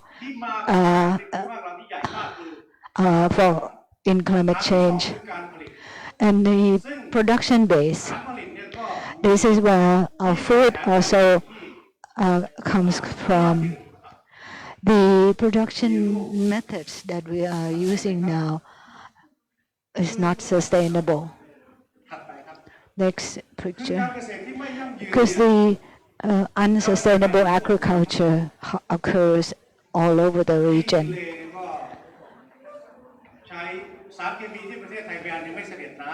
Yeah, the chemicals are being sprayed everywhere, even though we're trying to ban some of them. And then if there are in other countries, actually, people use the chemicals without actually knowing what they are, because there no, it's not written in their language.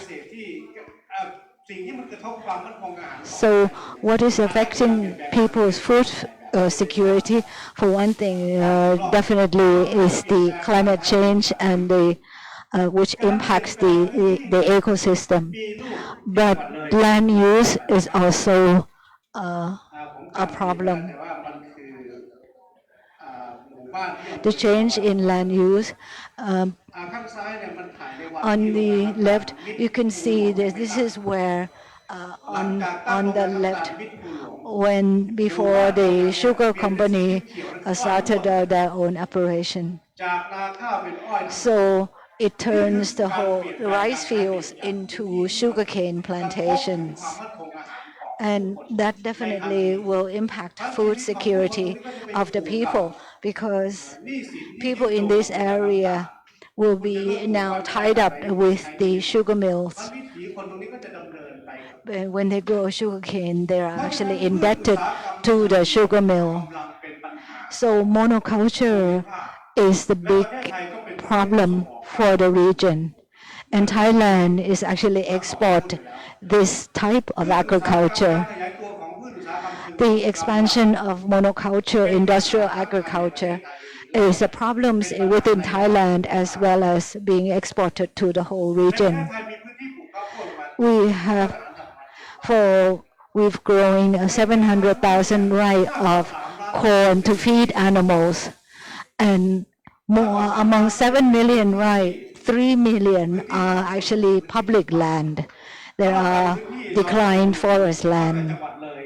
So in the north of Thailand, if you go look all the way from Leh to Phetchabun and Chiang Rai, actually the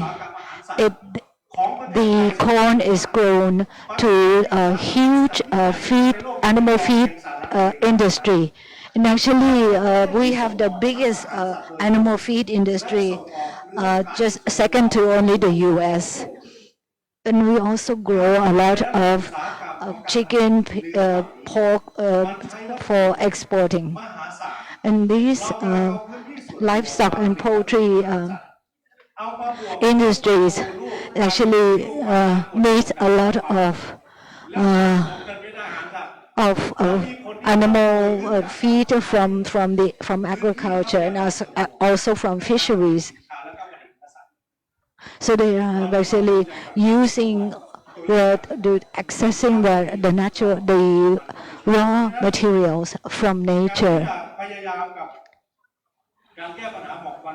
So this issue of haze in Chiang Mai, we cannot solve this problem if we don't talk about cooperating with Myanmar, where corn plantation has been expanding.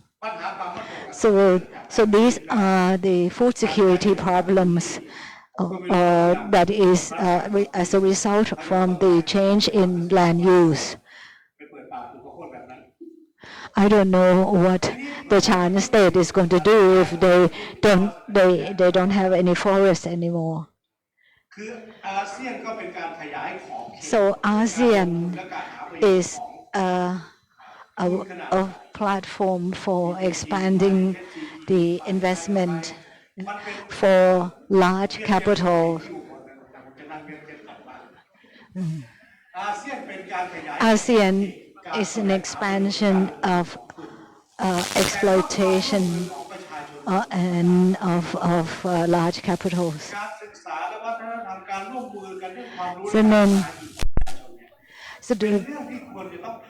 What we should be doing in ASEAN is actually to to learn about the diversity in culture and how we make a living.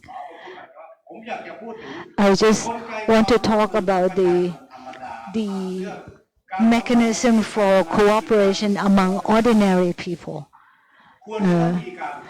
We should do this thing to increase cooperation among ordinary people. For example, right now the company in Ubon in Thailand is actually being sold to Thailand. So how do people actually work together in order to improve their capacity in making a living? That's what I just want to propose. It's very interesting about the cooperation mechanism among the people in various countries.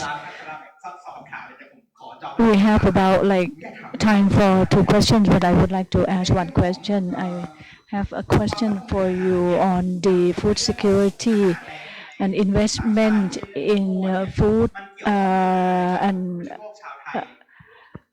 foreign investor invest in the corn production, the corn for animals. Also, as a consumer, what can we do on this issue? Actually, Thailand is the food exporter in the world, but we have abundance of food, but the food is injustice. We are in the system of food injustice.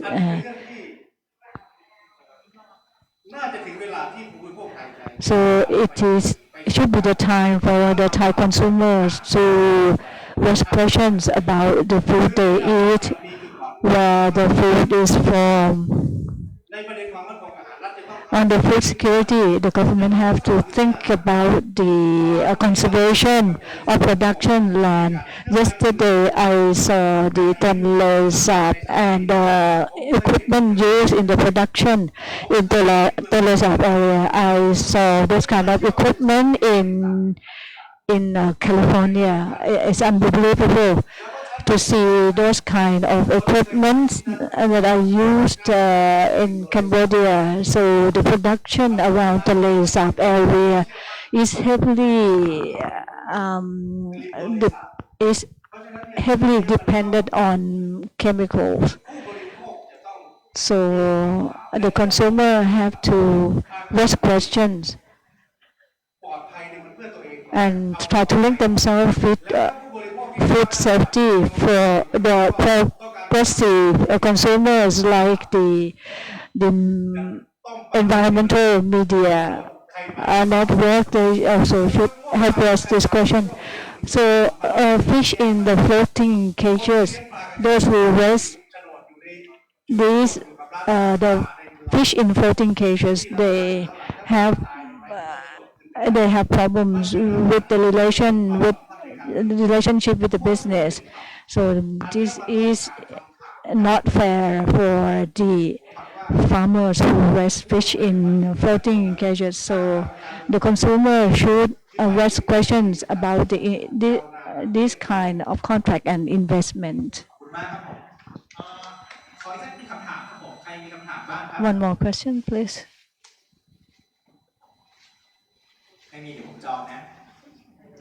If not, I will ask the question myself. I would like to ask Kun Kung. We are now facing the COVID crisis. So what is the trend about the ATZ in Thailand? I'm not sure whether it's postponed or it's delayed in other countries. And in Thailand, I wonder as well where the money will be from. But it seems to be progressed. Now, if we look at the capital, the project of 3 airports, the money is from the richest company in Thailand, that is CP. Whether CP lacks of money out of the COVID crisis? No. The big companies, they are not affected by COVID crisis. So they can move the investment, and the villagers do not have enough money to struggle or to fight against them. It's very hard for the villagers nowadays, and for the big investors, they have money to pursue the investment, and the government is bankrupt. So this is really a concern for us. Thank you very much, Kun Ubon and Kun Pornpana. So we will have the session in the afternoon. For this one, we will finish it here.